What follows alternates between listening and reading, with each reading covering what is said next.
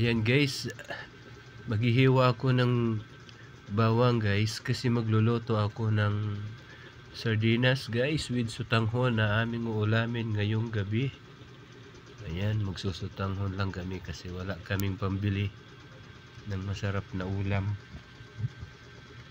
So ayan guys, pipinuhin ko lang tong bawang guys para mas mabilis yung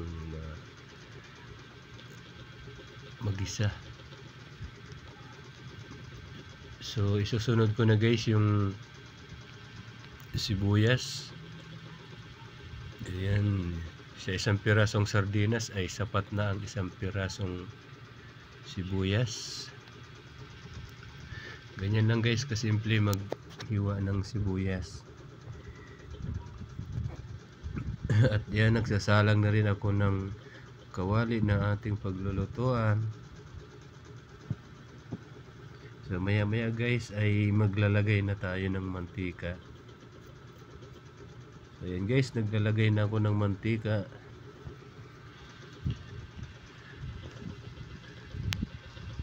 Habang hinihintay natin na medyo kumulo na yung ating mantika bago ilagay yung ating bawang, hinahanda ko na yung bawang na pang gisa natin. Ayan, at medyo mainit na yung ating mantika guys. Ilalagay ko na yung ating bawang. So yan, imikos-mikos lang natin ng konti. At isusunod ko naman yung ating sibuyas.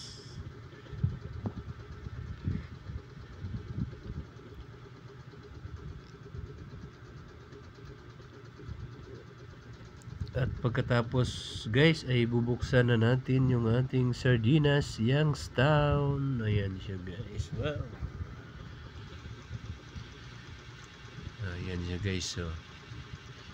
So ngayon guys ay isusunod ko na yung aking chinap din na loya. Pampatanggal lansa ng sardinas.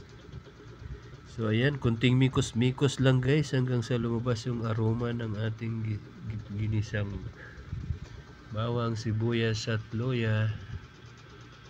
So yun guys, ilalagay ko na yung sardinas na Youngstown. So ayan guys, dahil kumulo na yung mantika natin at medyo ramdam na yung amoy ng aroma ng ating ginisang bawang, sibuyas at toya, ibinuhos ko na yung isang latang sardinas. At yan, imikos-mikos natin siya guys at nang mamix siya.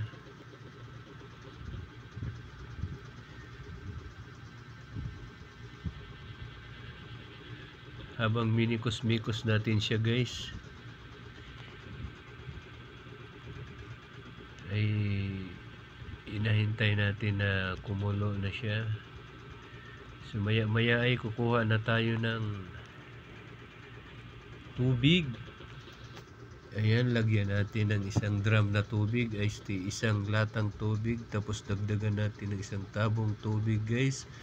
Nakatamtaman lang, ang dami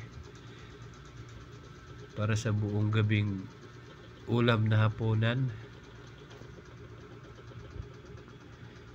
At yan, tatakpan natin guys. At yun, kumulo na in after 10 minutes.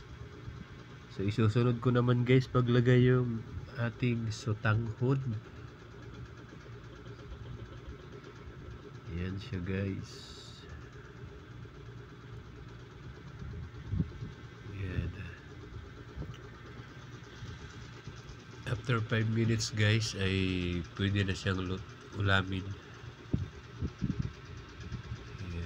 Kasi yun, sutanghon mabilis lang maluto siya.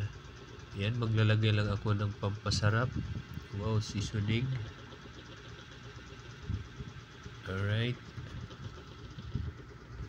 Tapos magdadagdag ako ng asin. Ang paglagay ng asin ay depende sa dami at depende sa yung panlasa. Pero ang nailagay ko parang 1 kilo yata guys.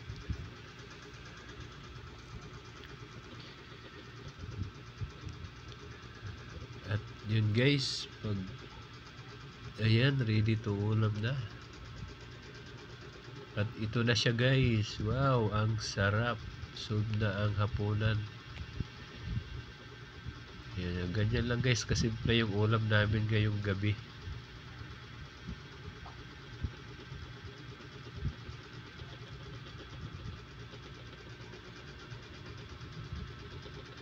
Ayan, mikos-mikos. Check natin kung okay na yung sa tangko natin, kung luto na ba, kung pwede nang ulamin.